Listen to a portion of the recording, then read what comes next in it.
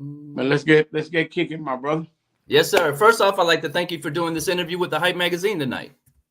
Hey, I appreciate you, man, for reaching out. Plus, Sincere is a good friend of mine, so whatever she say, I do. Yeah, definitely, man. We go way back. I'm excited to have this conversation with you. But for people who's not familiar, can you tell them who you are and where you from? Well, I'm Bigga Rankin. I'm A&R. I think it's a game record. Been a DJ for about 28 years. I'm from Jamaica. Okay. Really enjoy doing what I do. I'm close to retirement, but every time I try, I have something else to do, so I got to keep going. Now, with you being from Jacksonville, Florida, did it make it harder for you or easier for you to get into the music industry? It was cool. I just needed more media. That's why I moved to Atlanta, because I needed more media. Okay. And when did you get started as a DJ? Like, what timeline did you get started? Well, I was going to high school in Chicago, and I was going to Sullivan High School and Evanston High School. I went to both those high schools, and I had friends. And in my household, I had cousins that got little sound systems in the basement. You know what I'm saying? Yeah. So when they went to work, I just was playing the records all the time. And they never got mad at me unless I broke something, you know? Yeah. So I was just into it. I was into music. Like, ever since I was a kid, I feel like music is something that always caught my ear. Like, I love, I grew up in Jamaica where we listen Dolly Parton, Kenny Rogers. My parents listened to all type of the Never Brothers, different type of music. So it's like I'm exposed to every type of music. Plus I was hardcore reggae and then, the hip hop. You know what I'm saying? So I started at a young age messing with the music. Who were some of your early mentors? Either people in Chicago that you were around, or people you studied when you got started? Man, when I started, it was crazy because they got this Jamaican artist called Josie Wells. Yeah. And he had a song, and I could get on the mic and do the song just like he do it. And everybody used to laugh. It was just funny. And one night, they had a club in Chicago owned by this guy named Billy. It was called the Watering Hole, and they played reggae. It's a reggae band, and when the band is finished, then you play some music, So the DJ didn't come one night, and he was like, "Hey, Billy, man, go up there and spin." I said, "I don't know how to spin no music, because, I was rapping that reggae stuff at the time. I wasn't playing no music." He said, "Let's just put the record on and just put it on, let it play. It's the break. It's the band break. You ain't got to be no super DJ." And I put it on, and I got on the microphone, and I just started tripping, and everybody just love it, Yep. And I was still in high school at the time. We just sneak and go there on Thursday nights, Yeah. When I went to school that Friday, my friend Mike and George, they were like, "Hey, man, everybody crazy about that stuff," because I was just joking about people. But, it was cool. It was a cool atmosphere. It was a vibe, you know what I'm saying? And from there on, man, I was gone. I was out of there. Now, what was the first? You've had a lot of successes, a lot of wins throughout your career. What was the first sign you made the right decision to get into this entertainment industry and that you were going to be highly successful as you are today? Because the way I play music, I used to talk before I put the record on. Yep. And to introduce the record, it's like the Bible, a table of content. I say certain things and I put the record on and it match what I said. You know what I'm saying? If it's a record about a breakup or about your girl leave you or something, I give you a whole little story about boom, boom, boom, boom, boom. Then I drop the record about So little did I know I was become a record breaker from that point, because to break a record, I always just introduce the record and that's where my intros came from. I got a couple platinum records, a couple gold records just from intros. Yeah, facts. And but when I did those intros, most of them back in the day, I wasn't doing it for clout, so I could get work. I didn't know I'd end up getting checks later on in life. You know what I'm saying? That's so fair. It's a great thing. And just like I told all my young friends, I said, be careful of the decisions you make, because you can't choose the consequences. Yeah. Now you have a legendary mixtape series, R&R mixtapes. I'm not going to say what it is, but you know what I mean? It's a legendary series. And that drop that you have at the beginning, it became synonymous with amazing music for street artists and up and coming. What was the motivation for that drop? And, you know, how did you decide to start using it in all your mixtapes the way you did? Because I always felt like I was the realest, you know, I always felt Yeah. like I was real. Yeah. My mom always tell me, like, to be real is giving without expecting nothing back. Yeah. So I was like, damn, you know, I feel like I'm real because I'm always giving, I'm always helping, you know, I just feel like I'm real. So I'm thinking, I said, okay, I'm gonna name it R&R. Yeah. And it just took off. Who was the first mixtape? Do you remember who was the first mixtape that you used or you did? My first mixtape,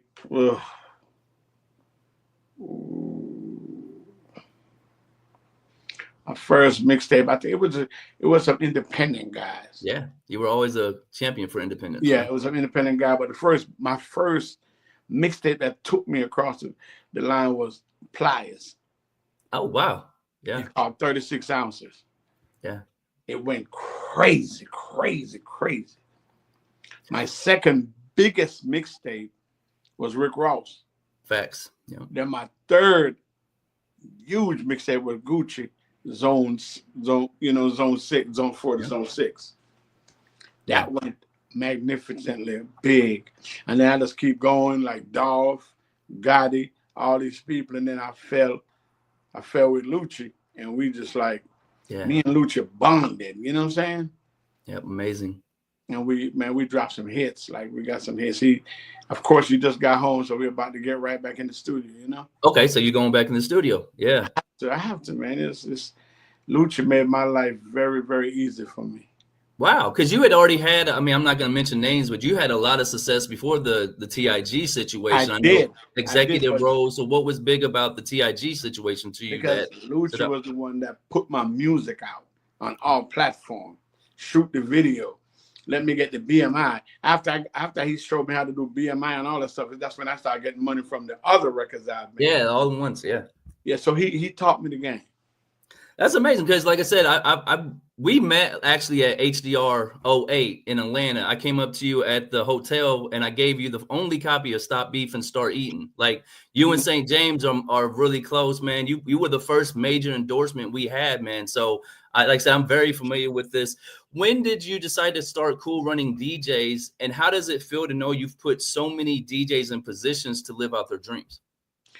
Man, Cool Running DJs is like, because, you know, my crew used to be, it was just me and about 3 more guys that would call us the Cool Running DJs, the Cool Running crew. And then I just went worldwide with it, you know what I'm saying? And started getting everybody involved. And we are like, we still a family till today. Yeah, thanks. We're still a family until today. And it's like, I always loved the DJ because every DJ in my crew, no one played this record. We never played this record. Thanks. We never disrespect any DJ, and we never undercut any DJ. That was our legacy, you know what I'm saying? And I started Cool Running DJ, I think, in 96. Wow, okay. So in 96. And so they get older, we get younger ones and younger ones and younger ones until now. We got a nice crew, but most of the older guys either retire or they're doing something else. But how do you stay so active now? Like you said, you've been in this game so long. You got the hottest platform in the world right now for independent artists. So you're still as hungry as you ever was. How do you stay so focused and hungry at this stage in your career? The young artists make me hungry because I see how hungry some of them are. Yeah. And some of them is willing to learn. You could talk to them. And some of them is not. They don't listen. But most of them do listen. Yeah. And sometimes they come to me and they will say, well, like, hey, man, I'm trying to get signed. I'm like, if you have no motion, how is somebody going to sign you? Yeah, thanks. A lot of artists don't understand nowadays you got to have motion because the labels don't put so much money into guys that sound so good, but they never made it nowhere. Yeah, they never work. Yep. So now they want to see you getting about, $4,000 a show, and then they know if you can get 4, they can make it 8. Yeah. Or even more. You know what I'm saying? But a lot of them don't listen, and a lot of them do. And the music has changed a lot. Like when we was coming up, it was 3 verses on a record. Yeah, facts. Yep. Now the records are like a minute and a half. Right, it's over before it starts. A You know? reggae album, that would just be the intro. Or a reggae song, that would be the intro that starts the song. Yeah, you're right about that. But Now, like I said, I met you at HDR, the Hitman DJ. Shout out to Casper and Greg Street. How did you guys meet up and form this amazing team that you had that really broke so many Atlanta artists, so many California art? Like the whole industry really comes from your guys' lineage. So how did you guys meet and start working together? well, we used to do a Black College reunion in Florida in Daytona, and this guy came up and like, man, what's going on? I said, man, some food back there. We were cooking some curry chicken and some fish and all that, you know, because we always go for the weekend and DJ the whole weekend. Yep. He said, my name is Casper, and I'm from Blase Blase. And I said, come on, eat with us, man. He came back there and broke bread with us, him and his partner. I was sit back there, DJ Drizzle, I was, and we eat. Yeah, absolute Drizzle. Ever since that day, he said, I'm starting the DJ thing, man. I've heard about you. I know what you do. I want you to be the vice president for it. Yeah. At that time, any clout is clout to me. I'm like, okay. Yeah. And then it was me, him, and Greg Street. And we kick it off, man. And we used to go to LA and, you know, have all these conventions, go to New York to all the labels. It was fun at the time because you was getting to know people and you was getting to meet people. In this business, you might meet 20 people, but only one of them might be bona fide, but at least you met 20. Yeah, facts. And you get that one that's bona fide. So I met a lot of people from back in those days, and I kept all my contacts. I kept all my friends. And I remember I wanted to know so much about the labor business. I won't say the labor name, but I called him and told him I wanted to be an intern. And I went to New York, and I was there about a month. Yeah. And I was staying with my cousin. I went, and I was at the labor. But I made sure I stole all the contacts that I could. Yeah, that's the cheat code. I have my own email base, you know, database. Yeah. You know, and the dude that had asked me to do it, he called me one day and said, hey, man, I want to blast a record out, man. I said, just send it to me. I got all y'all email anyway. Yeah. He laughed. He just laughed. He just laughed. He didn't get mad. Another thing that you really did dope I seen was artists from Florida. You would put them on a big ass bus to make sure they all got to these conferences. And can you speak to the unity of Florida? Because you've been there since day one. Before Florida became this major hub where all these major artists are sitting now, it was kind of on the uprising, and you were a very vital piece to it becoming what it is today. What was the scene like back in those days when you were trying to help build the Florida market? But see, the thing about Florida, at those days, we was real close. Yeah. You know, we all was close. If something was going on, we would call each other and be like, hey, man, there's something going on in Miami, something going on in Atlanta, and we get together and we all just mob it out. You know what I'm saying? Yeah. We all go together. So people always respect the Florida movement because we always stick together. Now it's a little different now because everybody got their own little thing going on, blah, blah, blah. But back then we had like Young Cash. We had Tom G. We had Rated R, we had Moot Boy, you know, D-Boy. All these people was back then. Yeah, I remember D-Boy. Yeah, he was fired. Yeah, T-Ron, T-Pain. All these people back then was different. You know what I'm saying? You know, Trick Daddy. Everybody was, you know, it was a little different back then. So, you know, you could reach out to everybody on their phone right away. Boom, boom, boom. You know, we coming down there. Can we do this? Can we do that? So now you got the internet. It's a whole different ballgame. Yeah. You know, now I remember, like I said, in Cali, you guys did the Hitman DJs West in California, and I know you've got a lot of successes, a lot of accolades. But did you ever think you would be a part of the rollout for the Beats by Dre headphones? Like, people don't really know the impact that the Hitman DJs and you had with making that a viable, you know, product. Did you ever imagine that was going to be the opportunity? And what was your experience with Beats by Dre on that end? It's so crazy because if it was now, I probably would have a little percentage or something. Yeah, yeah. But back then, all I wanted was some headphones. Yeah. And I had all the Dre Beats headphones, and we do everywhere we went.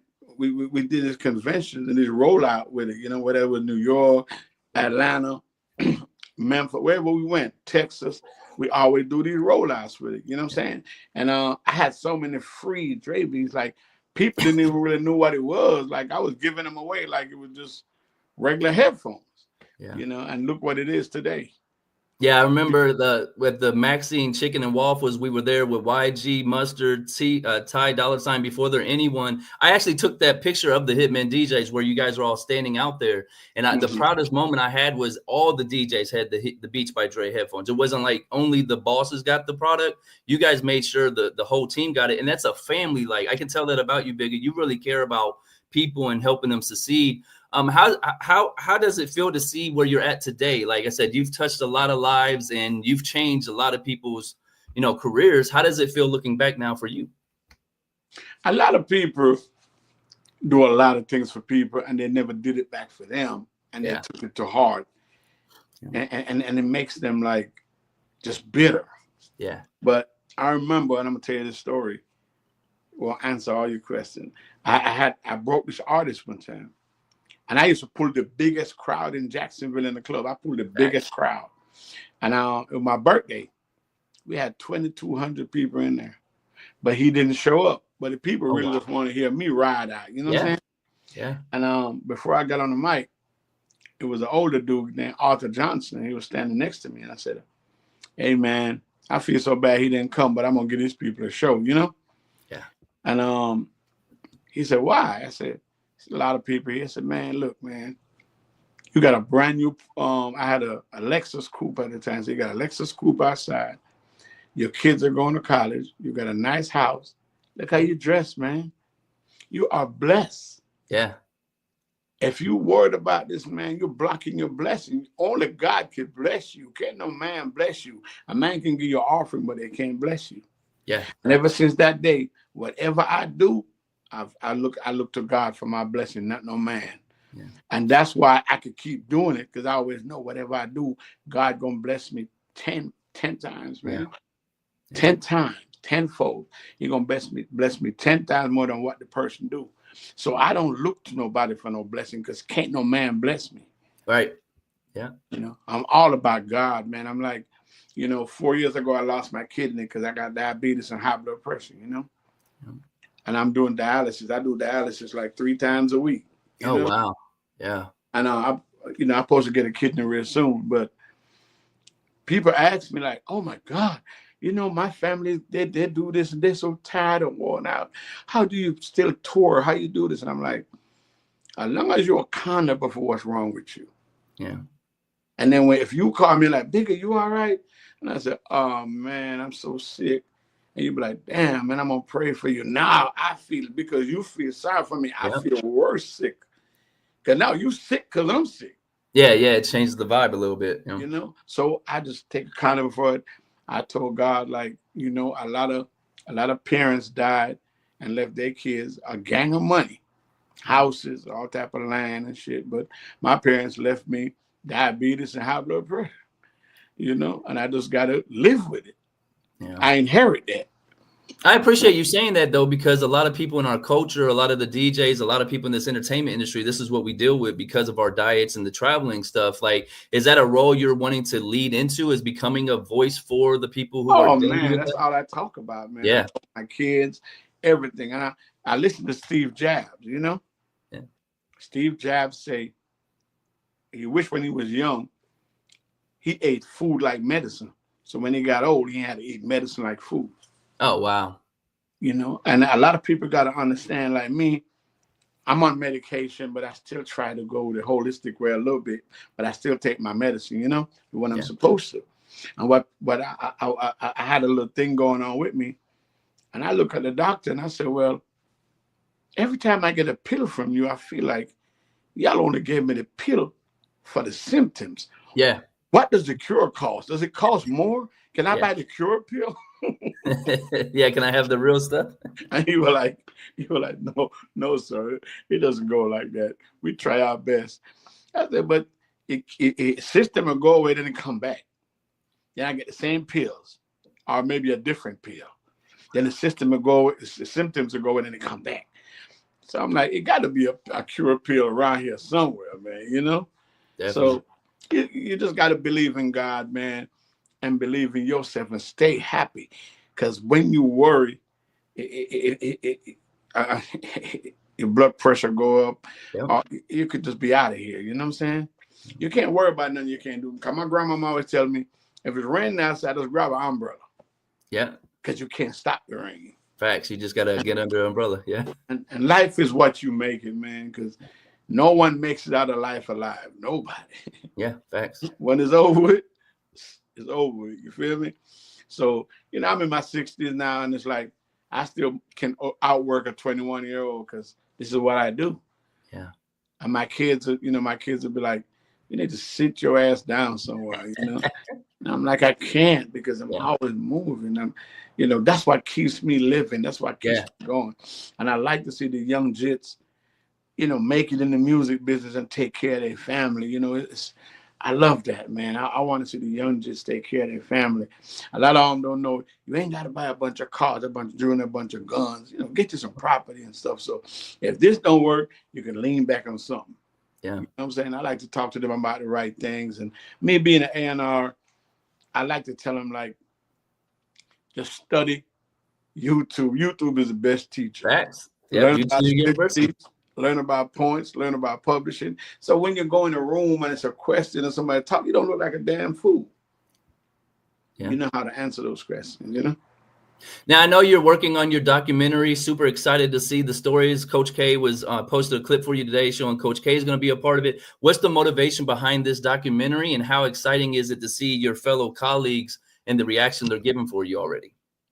It makes you want to cry, Yeah, thanks. Because the stuff that I've done, they documented. And I don't want nobody to talk about me unless they've been around me or know me.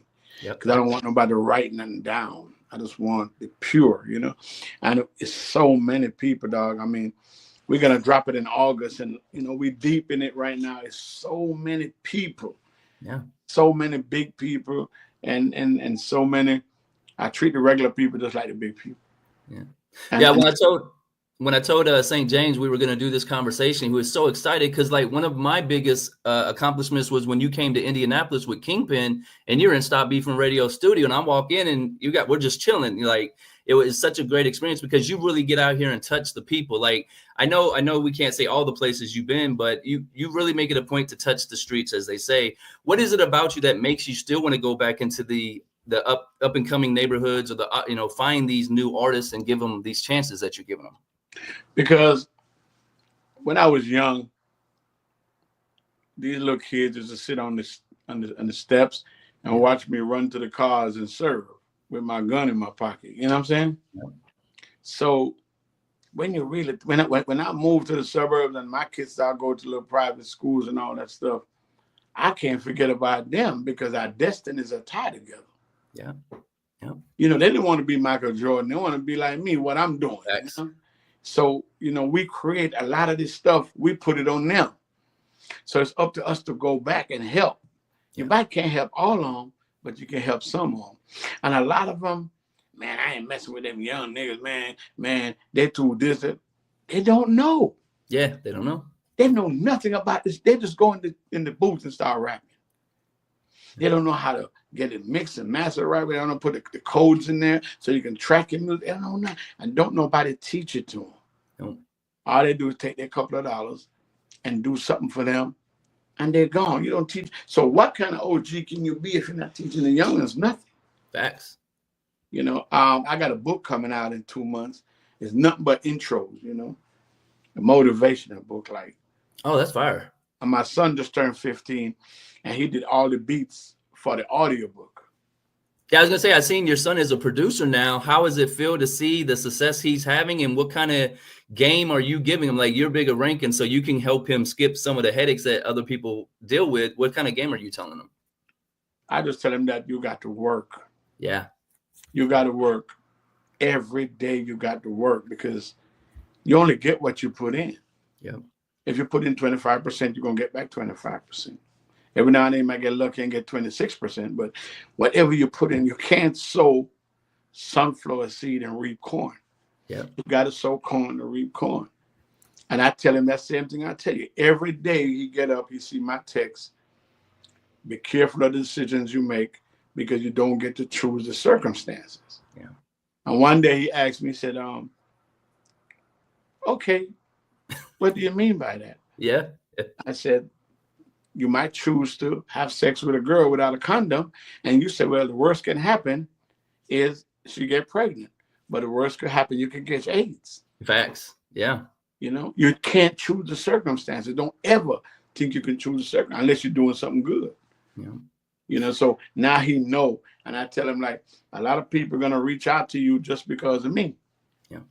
But you just let them know, like, you're your own man, and you can make up your own mind on what you want to do. Because I don't want nobody to lead you down a rabbit hole. You know, I don't want nobody to just have you do just anything. He's very smart, very, very smart, A.B. on a student, and he do his thing and he listens. And just got his learner's permit. Oh, fire. Man, that's my boy. I love him to death. For real. I see. And so with the Trapping from the Basement, what was the motivation for you creating this platform? Because like you said, at this point, you're already A&R with TIG. You're on top of the world. You're Bigga Rankin. You've broke everybody in the game. Now you create a platform for more up and coming. What was the motivation for that for you? Well, I used to be on the road, like I used to come there where you was at. Yeah. And then the pandemic came in. Yeah. So we couldn't move. So I said, well, if I can't move, I got to bring him to me. And at the same time, my wife said to me, she said, you're going to bring him to you? What if you catch a room? Like, Jesus, I ain't thought of that. So I said, I'll do it in the mass. So we started doing the mass at first, you know. I was doing it, and it just took off. People coming from damn near Canada. People came from everywhere. And it's been that way for the last 4 years. People coming from everywhere. And I stopped it for about 4 months because I ended up caught COVID. But I caught it. I went to a club and a guy was talking in my face. I just knew it was him. I don't care what nobody said. He said it was him. I just knew it was him, you know. And he was coughing. And I kept telling him, like, don't talk in my face. And I caught it. And I got real sick because I got diabetes. I got high blood pressure. So I was in the hospital for like 4 or 5 weeks. I couldn't breathe, nothing. So I even heard the doctors was talking like his lungs is just not functioning. I don't know what's going on. Oh, wow. I don't know what to say. And I'm like, I can hear you, man. I can hear y'all. And, God just came and told me, like, he ain't got no replacement for me. You're needed. Yeah. I'm getting to go home. And I came out and I came up with one thing since 4 years ago. I do it every now and then. I said, people that put work in, I always want to go to their city and do a legendary honor to them and give them their flowers. Yeah. Because I've been to a lot of funerals and those people can't hear a goddamn thing you're saying. Thanks. You know, and I got my flowers a couple of times from a lot of different artists, and my big concerts that was sold out made me feel more than if you paid me the money. You know what I'm saying? Yeah. So that's something that that's one of my big things that even when I cool down, I want to keep doing that until I leave this earth. I always want to move around and people like you and old boy, come through and give y'all your flowers. You know what I'm saying? Because people that do a lot for this game, because what we did for the game, if we'd have got paid for it, we'd have retired. Oh, yeah. We'd have been retired. Because we lose a lot of money just trying to make everybody happy. Trying to help everybody, yeah. And that was something you were really big about. Like, you were always like, how can I help you? Not so much what's the compensation going to be. But, I mean, we've talked about your mixtapes. We talked about that. We got to highlight your parties, man. You were the original movie maker. Like, let's go back. If I'm at a Bigga Rankin concert, party, DJ, and you're at the turntable, what is the experience like for people who missed that or didn't get a chance to see it? The thing about it, I'm the ghetto CNN. Yeah. You know, I'm the MC, the master of ceremony. Yeah, while I'm on that microphone rocking, 95% of the people got to be staring at me. Yeah, facts. Because I have something to say. You never know what I'm going to say, but I have something to say. And if somebody died, I'm going to ride for them. Even though they had their funeral that Saturday, that night, we got a T-shirt on. We're going to ride for them every song they like. And we're going to weep. We're going to mourn. We're going to do what I was the ghetto child. I'm the ghetto fabulous. Yeah. You know, the police just called me Martin Luther because every time I throw a block party, I got a whole city. Yeah. You know, so being on the microphone have taught me a whole lot. Remember, I was the only DJ that played gospel music in the club. Yes. Yeah. You know, it turned it up. It turned it up. You know, and if it's a fight, boom, I'm put on gospel music. Yep. My grandmama said, anybody fight doing a gospel song, get out their way. They Yeah. evil. They're evil and they go to hell. Now, we mentioned a lot of your highlight. I know we're getting to the end of the conversation, so I want to make sure I highlight a few things. We mentioned a lot of your my highlights that I found for you, but what's your personal highlight? Like when you look back at your history, I know you've done a lot. What's a moment that stands out to you and you just are so excited or happy about what you did? Let me tell you, man, you probably wouldn't understand because I don't know how many kids you have, but I got a bunch of kids, you know? Yeah. Yeah. And for me to take care of all of them, man, and see all, I got 10 girls and 2 boys. I had 3 boys. Wow. One passed away in 2004. He had drowned. Crazy. But I got 2 boys and I got 10 girls. Everybody grown. I got a bunch of grandkids. The highlight of my life is the couple of times a year I take all my grandkids a day to Orlando and get a big ass house. Okay. Yeah. And just be there with them when we go to Walmart, all the stores, and buy a bunch of stuff, and then have them play games and win prizes all weekend. And then take them to the water park. I don't know. I know sex is a good feeling. Yeah. But looking at my grandkids happy is one of the best feeling in the world. And I feel like that's why I'm so blessed. And I feel like that's why God keep me around. Because I love my kids and I love my grandkids. I did a lot in music, man. I always said to myself, when I'm out here, the one person that I would ever want to meet was Jay-Z. Ooh, okay. Because I know everybody else and it's cool. Yeah. And I was with somebody and Jay-Z walked in the room and he said, hello. I couldn't even speak. So you still get starstruck. Okay. Yeah, because I don't think I'm a star. I just think, wow. I just think I'm a youth that God put here to trick these young dudes, to help these young dudes out the street before the law trick them out. That's what I always loved about you, Bigga, is you took people from the streets who had, no opportunities, but had a talent, and you would nurture them, give them opportunities, put them in rooms where they never would have got. And then their lives changed, their family's lives changed. Like, you're a change agent. You're not just a music DJ. You're not just all these things people put you in the box on. You, like I said, Martin Luther, like, you impact your community more than most people would ever. Like, and I want to highlight that for you. I have to ask, because people want to know, do you have any advice for artists or DJs that want to be in the music industry today, dealing with this social media and all that? Any advice you would give them to get into the game today? Number one, social media is undefeated. Yeah, the internet is undefeated. If somebody say F you, this, that, just tell them God bless you, have a nice day. And then it's gonna be one post long, one post strong. But if you continue, then both of y'all are going to end up losing at the end of the day. When it comes to a DJ, I feel like a DJ should study music. Facts. And when you go to play music, play all types of music. Play the older music, the newer music. Just don't play the hits and just walk out of there. Yeah. And anybody can do that. If an independent artist have a good song, then you can hit a verse. You don't have to play the whole song. Yep. You can hit a verse. You can hit the hook until you can get them to start messing with it. Because I always want to break records. I just couldn't DJ and not playing something that you haven't heard before. Right. I might get to about 1 o'clock and I'm going to be like, all right, y'all go to the bar now, get y'all a drink now. I'm going to touch y'all with a little something new. Yeah. Then just give me 5 minutes and I'm going to get back. And I might play 3 songs in 5 minutes, 3 first verses of each song in 5 minutes. And then when I get back, I'm turning this away up so people don't really get boring. Yeah. I'm going to walk off. That's why I don't like, if a person come in the club and offer me some money to play a record, I tell them, like, I'd rather just play a verse because playing the whole song might not make it. Nobody wants to hear it. Yeah. Because it's brand new.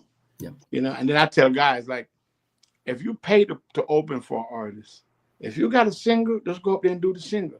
Yep. Let the DJ bring it back and do it again. Yeah. They do the first verse, let them bring it back, then do the song.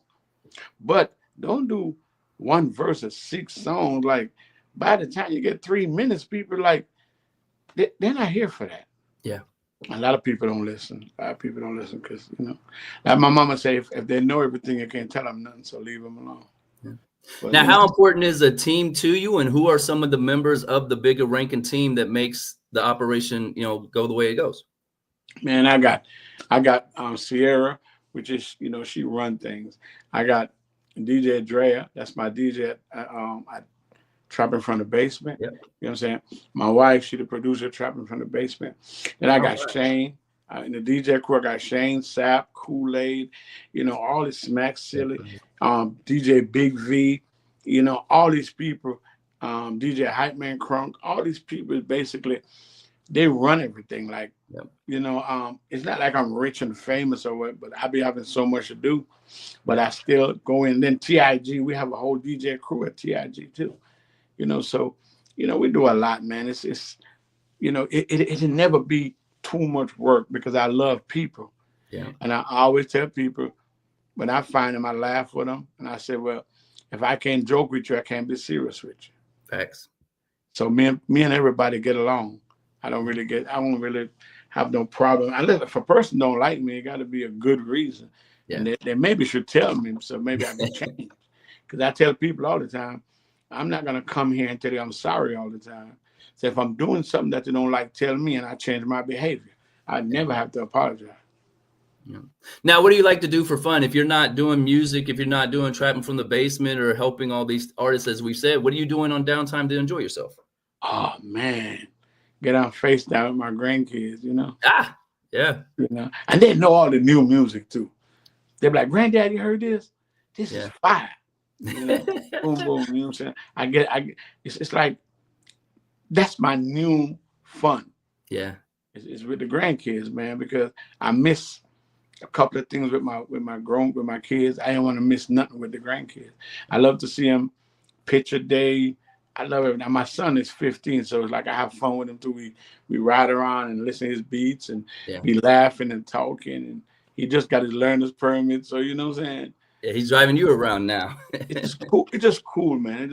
It's real cool. A lot of people don't really understand that friends you can choose, but family you got to keep. Facts. You know, so I'm all about family now. Like I got friends, but I'm deep into my family. And my TIG family, Fly, Lucci, Shalon, you know what I'm saying, Era, just nephew, my whole crew there, man. It's like they family, man. You know what I'm saying? They family, man. You know, the way they treat me like my own family. They, you know, everybody treat me like family, man.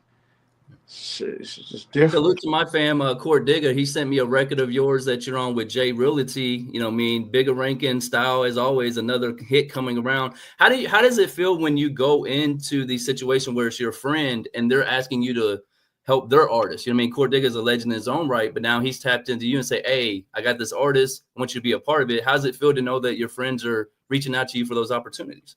And that's cool because whatever opportunity I have, I turn them on to it. Yeah. You know, but it doesn't matter who you're helping. If the artist don't want this, you're just wasting your time. The artist got to want this 100%. If the artist don't want this, you're wasting your time. Did it take you a long time to realize that? Like you said, I know you've helped a lot of artists. A lot of artists want to tell you what needs to be done, and you're who you are. Did it take a while to understand that a lot of times the artists don't have a clue what they're talking about, and you just got to find the ones that really want it?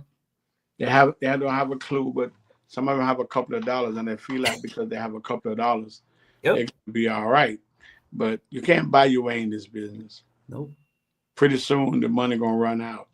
Because I tell all these young dudes, if you're putting your money behind yourself, every 90 days, audit yourself and see how much followers you gain, how much motion you got.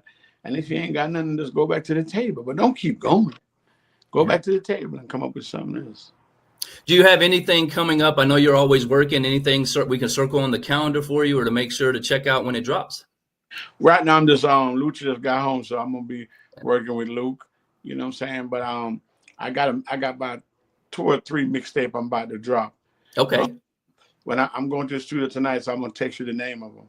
So where can people go get your mixtapes or go get those classic mixtapes if they want to go relive those moments that you created? Most of them is on live mixtape, and shout out Pesh. And then when it comes to my songs, you just go to Apple Music or Spotify and type my name in.